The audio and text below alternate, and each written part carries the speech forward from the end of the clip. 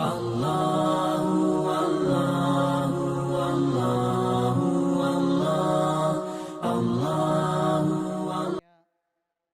Subhanahu wa taala telah menegaskan, "Qul in kuntum tuhibbunallah fattabi'uni yuhibbukumullah."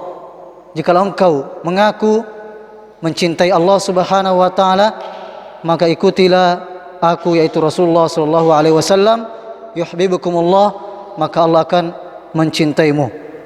Jadi Nabi kita Muhammad SAW adalah panutan. Olehnya itu kita senantiasa juga bersalawat kepada beliau sallallahu alaihi wasallam. Semoga Allah Subhanahu wa taala mengumpulkan kita bersama beliau sallallahu alaihi wasallam di akhirat kelak. Jamaah sekalian berbahagia, tema kita pada malam ini adalah aku adalah seorang muslim. Aku adalah muslim.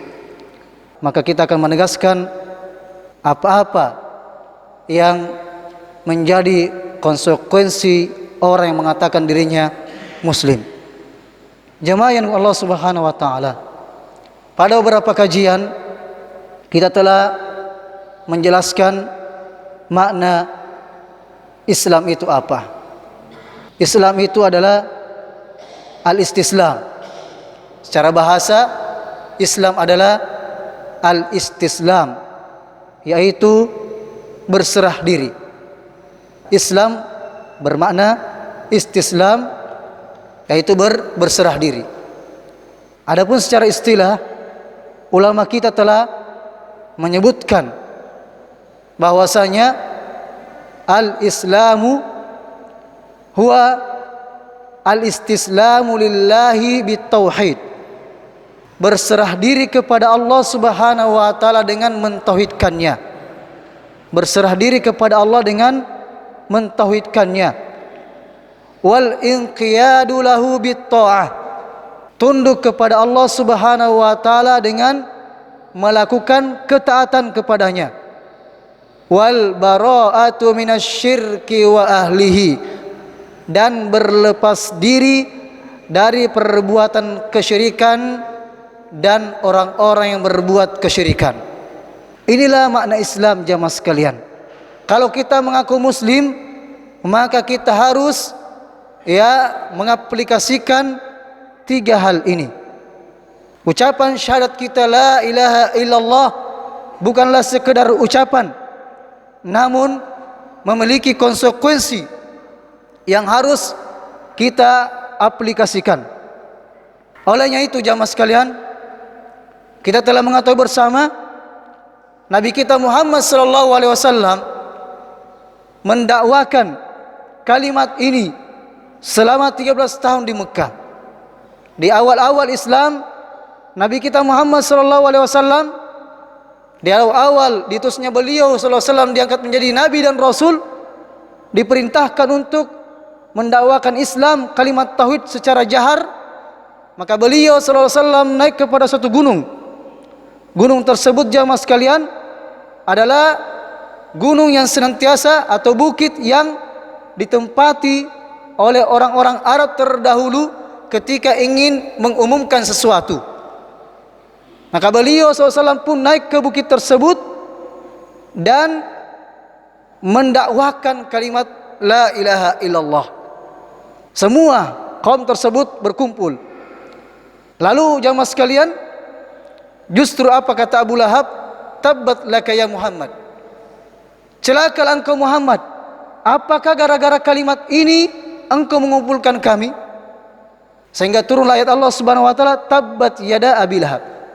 Justru yang celaka adalah Abu Lahab. Kita mengetahui bersama awal-awal keislaman, ketika Nabi SAW juga menyerukan agar manusia mengucapkan la ilaha illallah, tidak ada yang mengucapkannya kecuali sedikit. Kenapa, jamaah sekalian? Karena mereka paham isinya, paham konsekuensinya. Ketika mengucapkan la ilaha illallah, maka tidak ada yang boleh dan berhak disembah kecuali hanya kepada Allah semata.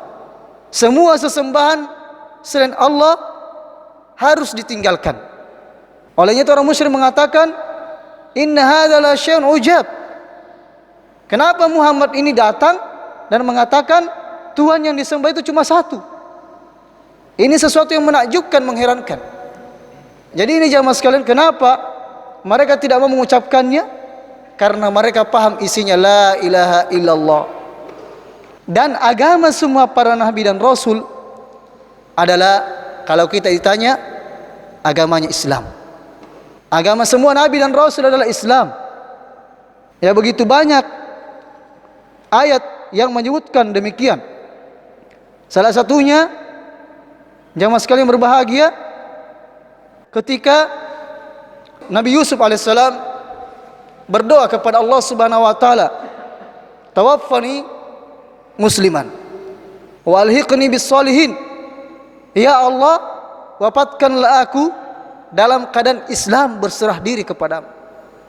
Dan juga beberapa ayat Allah Subhanahu wa taala yang menyebutkan bahwasanya Nabi Ibrahim alaihissalam, ketika Allah Subhanahu wa taala menyebutkan dalam Al-Qur'an, wa may yarghab an millati Ibrahima illa man safiha nafsa wa laqad istafainahu fid dunya wa innahu fil akhirati laminas solihin idz qala lahu rabbuhu aslim.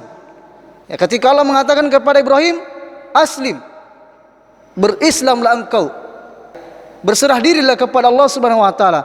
Qala aslamtu li rabbil alamin. Maka beliau mengatakan, aku berislam, berserah diri kepada Tuhan sekalian alam. Wa wassa biha Ibrahim banihi wa Yaqub. Dan Ibrahim mewasiatkan kepada anaknya, begitu pula Yaqub, ya bani, inna Allah astafa lakumud dina fala tamutunna illa wa antum muslimun. Wahai anakku, sesungguhnya Allah SWT telah memilihkan agama untuk kalian, maka janganlah kalian meninggal kecuali dalam keadaan muslim. Dan Allah menyebutkan dalam ayat lain, walaqad ba'atsna fi kulli ummatin rasulan an ya'budullaha wajtanibut tagut. Dan sungguh kami telah mengutus pada setiap umat itu rasul. Dakwanya apa? Cuma satu dakwanya, an ya'budullaha wajtanibut tagut, agar manusia itu menyembah Allah semata. Wajtanibut tagut, dan meninggalkan sesembahan selain Allah. Inilah agama Islam. Dan juga ketika Allah Subhanahu wa taala menyebutkan kabar tentang Nabi Isa alaihissalam, wa id auhaitu ilal hawariyin an aminu bi wa bi rasuli qalu amanna washhada bi annana muslimun. Ketika kami mewahyukan, memerintahkan kepada hawariyun, penolong-penolong Nabi Isa alaihissalam, an aminu bi, agar mereka beriman kepada aku dan beriman kepada Rasulku, maka mereka mengatakan apa? Amanna, kami beriman, washhada bi annana muslimun, saksikanlah kami bahwasanya kami orang yang berislam. Apanya beda jamaah sekalian?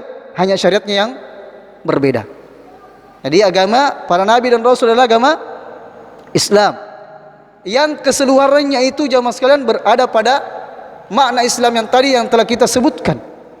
Jadi Islam adalah al-istislamu lillahi bitauhid, berserah diri kepada Allah dengan mentauhidkannya, wal inqiyadu lahu bitta'ah, dan tunduk kepada Allah Subhanahu wa taala dengan melakukan ketaatan kepadanya, wal bara'atu minasyirki wa ahlihi, dan berlepas diri dari kemusyrikan dan pelaku kesyirikan. Inilah makna Islam jamaah yang Allah Subhanahu wa taala. Kenapa kita mesti beristislam, berserah diri kepada Allah dengan mentauhidkannya? Karena dialah Allah yang menciptakan kita. Dialah Allah yang menciptakan kita, memiliki segala-galanya. Olehnya itu kita harus mentauhidkan Allah. Dan kita diciptakan Allah Subhanahu wa taala agar kita mentauhidkan Allah. Wa ma khalaqatul jinna wal insa illa liya'budun. Dan tidaklah kami menciptakan jin dan manusia kecuali agar mereka mentauhidkanku. Dan tidaklah dikatakan berserah diri kepada Allah Subhanahu wa taala yang mentauhidkannya kecuali dia apa? Melakukan ketaatan kepada Allah. Ya ayyuhan nasu ubudu rabbakumul ladzi khalaqakum. Hai sekalian manusia, sembahlah Tuhanmu yang telah menciptakan kamu. Jadi kenapa kita menyembah Allah Subhanahu wa taala? Karena dialah Allah yang menciptakan kita. Allah tidak butuh kita jamaah sekalian. Kita lah yang butuh kepada Allah. Karena Allah yang memiliki segala-galanya, memiliki langit dan bumi, memiliki air, api dan sebagainya. Kalau Allah Subhanahu wa taala menginginkan, Allah akan mengazab kita semuanya. Walau ya'akhidullahu an-nasa bima kasabu. Seandainya Allah Subhanahu wa taala menginginkan mengazab semua kita karena dosa-dosa semua kita, ma taraka ala dhahriha min dabba, maka Allah tidak akan menyisakan satu binatang melata pun di dunia ini. Tapi Allah hanya mengazab kita, menghukum kita karena sebagian saja, sebagian dari dosa-dosa kita. Olehnya itu jangan sekalian, jangan sampai kita mengundang murka Allah Subhanahu wa taala. A'udzubillahi min dzalik. Yang ketiga adalah al-bara'atu minasyirki wa ahlihi. Berlepas diri dari kesyirikan dan para pelakunya. Jamaah sekalian berbahagia, Allah Subhanahu wa taala telah mengajarkan kita bagaimana caranya bertoleransi. Apa itu toleransi jamaah sekalian? Toleransi artinya adalah menahan diri, membiarkan. Ini namanya toleransi. Lakum dinukum waliyadin. Bagimu agamamu, bagiku agamaku. Dan Allah Subhanahu wa taala telah mengajarkan kita bagaimana cara bertoleransi. Allah Subhanahu wa taala menyebutkan, la yanhaakumullahu 'anil ladzina lam yuqatilukum fid din wa lam yukhrijukum min diyarikum an tabarruhum wa tuqsitu ilaihim innallaha yuhibbul muqsitin. Allah tiada melarang kalian untuk berbuat baik dan berlaku adil terhadap orang-orang yang tidak memerangi kalian karena agama, dan tidak pula mengusir kamu dari negerimu. Sesungguhnya Allah menyukai orang-orang yang berlaku adil. Jadi kita tetap dianjurkan berbuat baik kepada orang di luar Islam selama mereka tidak memerangi kita, tidak menunjukkan perang kepada kita.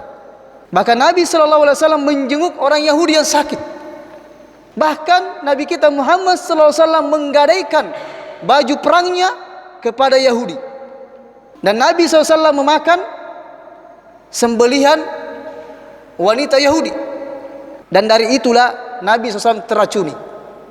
Makanya Allah SWT menyebutkan juga dalam surah Al-Ma'idah bahwasanya sembelihan orang Yahudi dan Nasrani, ahlu kitab saja, selain daripada itu tidak boleh.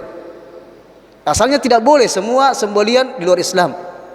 Kemudian Allah mengecualikan apa? Sembelihan orang Yahudi dan Nasrani, itu orang-orang ahli kitab. Kenapa mereka diberikan ahli kitab? Kitab dahulunya. Tapi pada akhirnya mereka menyelewengkannya. Ini keyakinan kita sebagai kaum muslimin.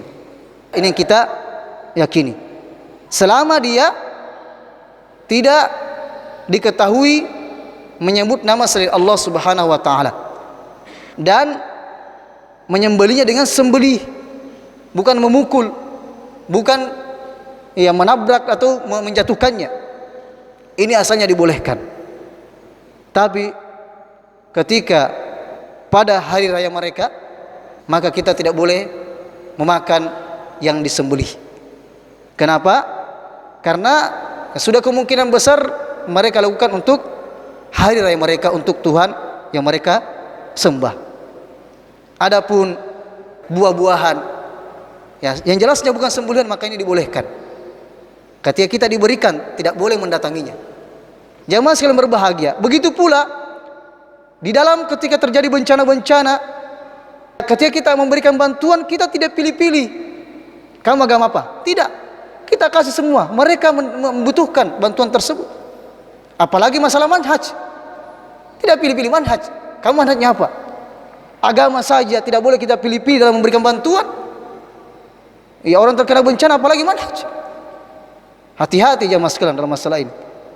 Ini bagaimana Islam mengajarkan. Bahkan dalam satu hadis disebutkan, man qatala mu'ahadan, barang siapa yang membunuh mu'ahadan, orang di luar Islam yang mengadakan perjanjian agar diberikan keamanan, maka orang yang membunuh tersebut tidak akan mencium bau surga. Subhanallah jemaah sekalian. Islam itu bukan teroris. Ya, bahkan yang menjaga apa? Jiwa manusia.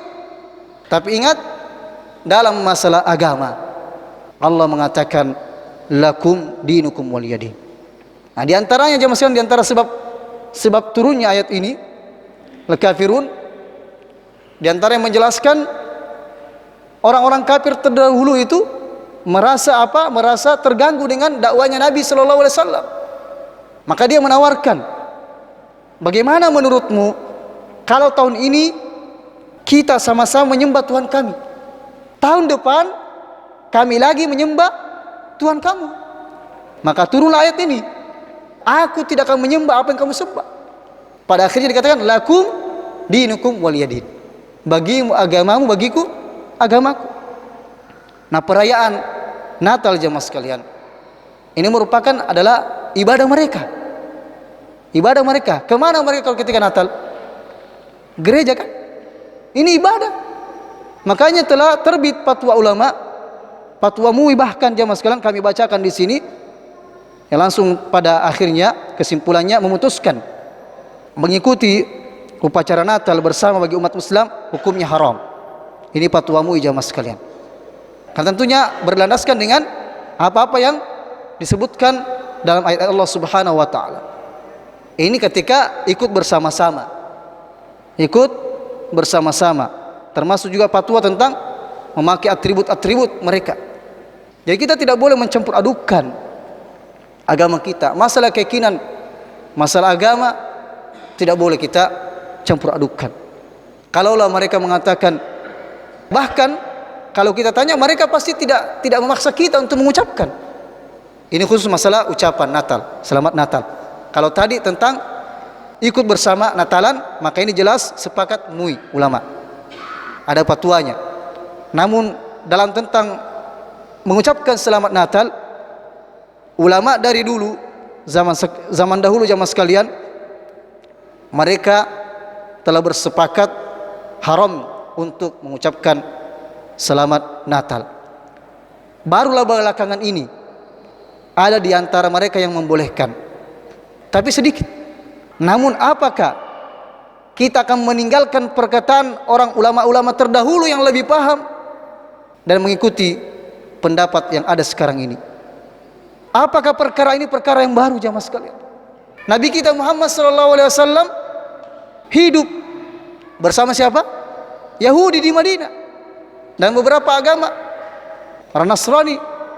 Bahkan ada zaman sahabat ada yang hidup bersama mereka orang-orang Majusi, penyembah api. Tapi apakah ada riwayat yang mengatakan beliau SAW mengucapkan selamat hari ini dan hari itu? Tidak ada sama sekali. Karena memang berhubungan masalah agama, berhubungan dengan masalah agama. Kita sebutkan penjelasan Ibnu Qayyim rahimahullah yang disebutkan oleh Syekh Muhammad Al-Utsaimin rahimahullah.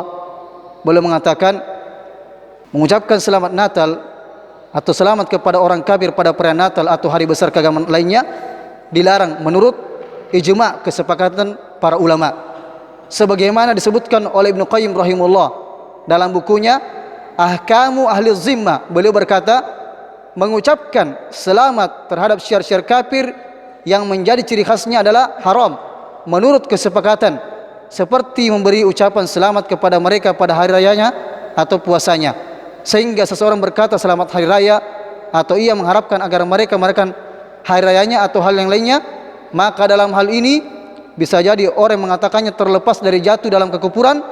Namun sikap yang seperti termasuk ke dalam hal-hal yang diharamkan. ibarat dia mengucapkan selamat atas sujudnya kalian kepada salib. Bahkan ucapan selamat terhadap hari raya mereka dosanya lebih besar di sisi Allah dan jauh lebih dibenci daripada memberi selamat kepada mereka yang meminum khamar misalnya. Selamat, Anda telah meminum khamar. Ya, sama-sama maksiat jamaah sekalian. Dan banyak orang tidak paham agama terjatuh ke dalam perkara ini dan ia tidak mengetahui keburukan perbuatannya.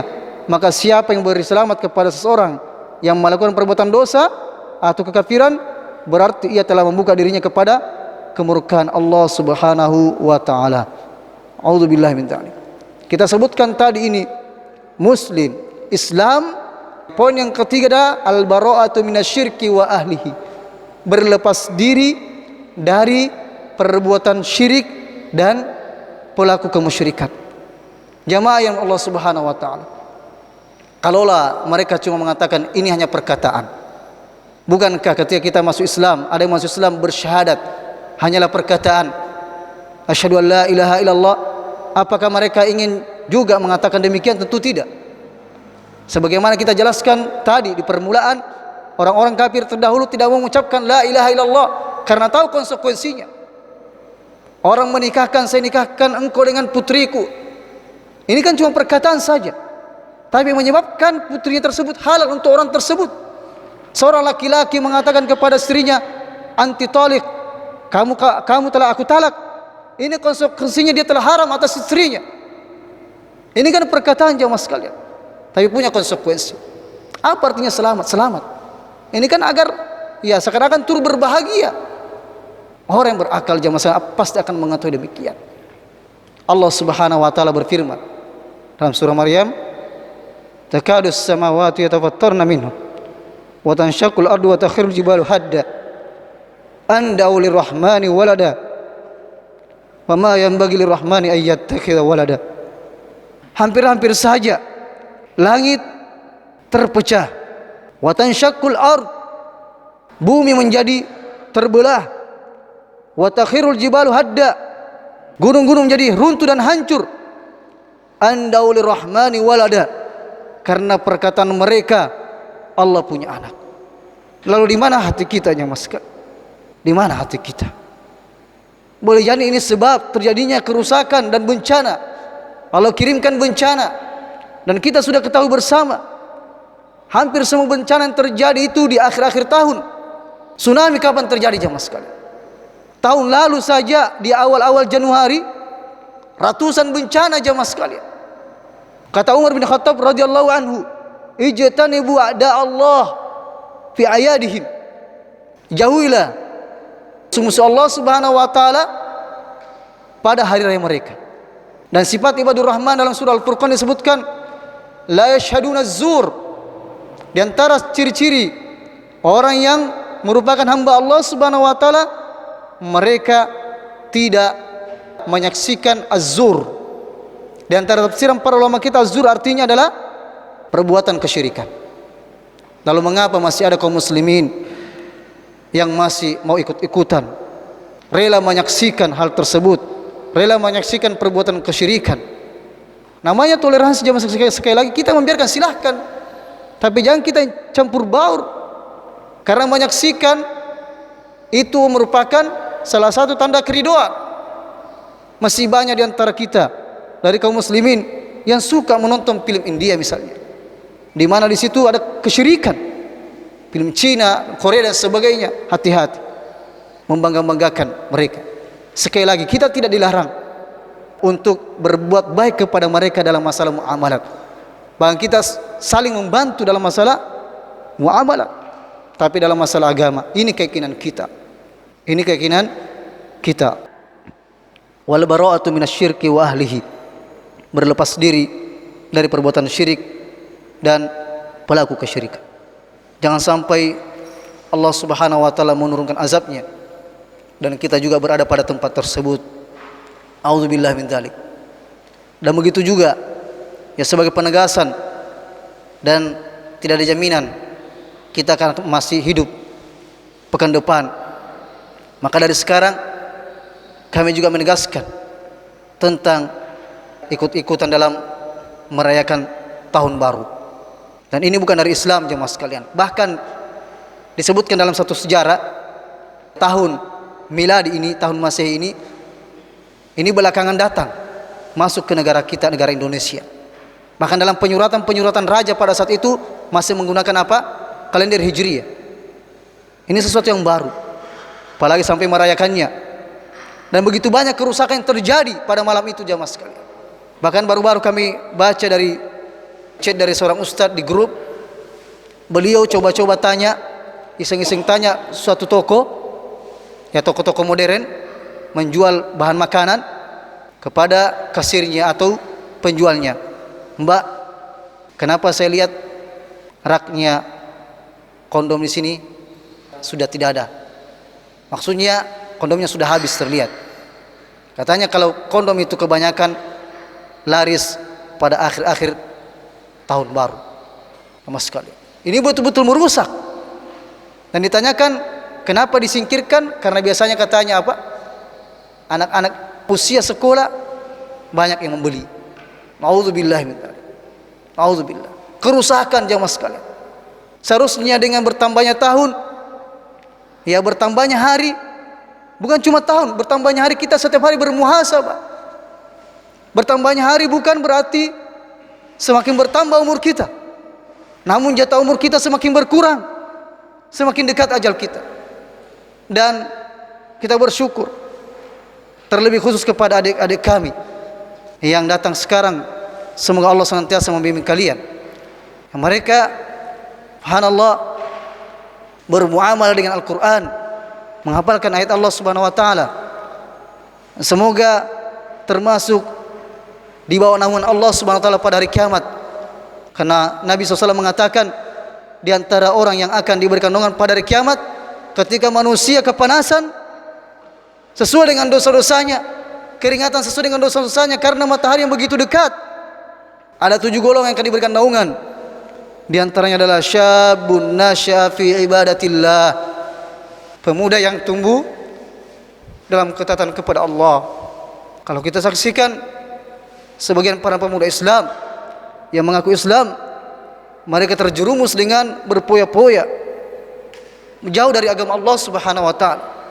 Maka syukurlah kalian dan berusahalah kita untuk berada dalam orang-orang yang taat kepada Allah Subhanahu Wa Taala.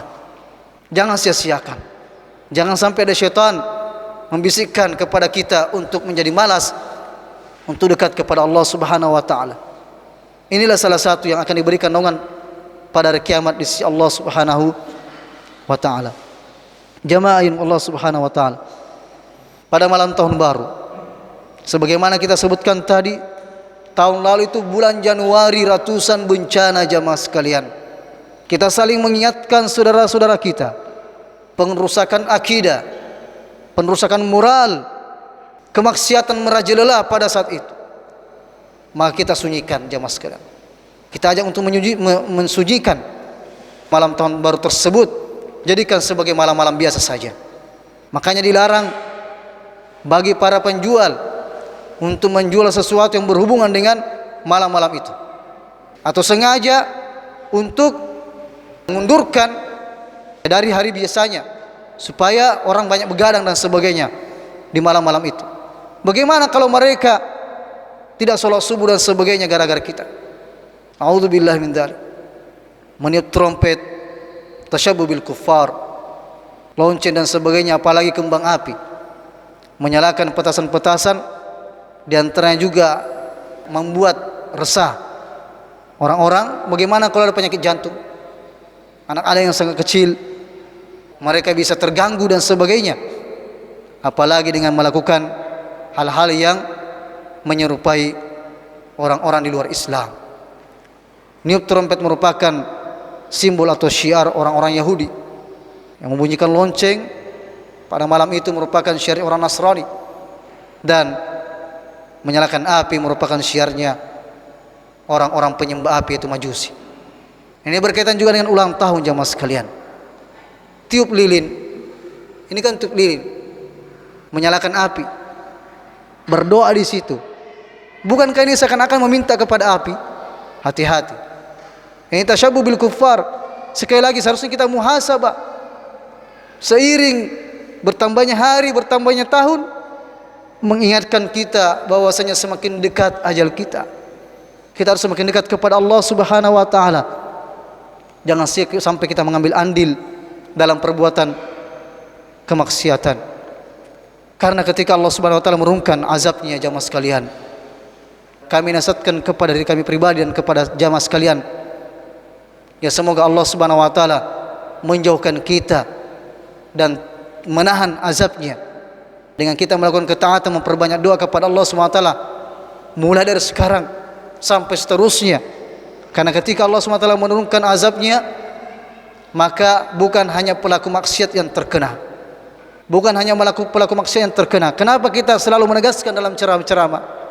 Karena bukan hanya pelaku maksiat yang terkena, begitu banyak orang-orang yang soleh terkena juga, jamaah sekalian. Dan semua akan dibangkitkan sesuai dengan niatnya, sesuai dengan keadaan dirinya.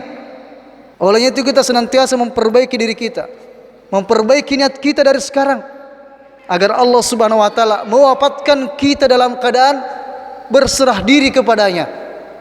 Mewafatkan kita dalam keadaan berserah diri kepadanya. Man 'asha 'ala syai' mata 'alaihi. Barang siapa yang terbiasa dengan sesuatu, dia akan mati dengan kebiasaannya.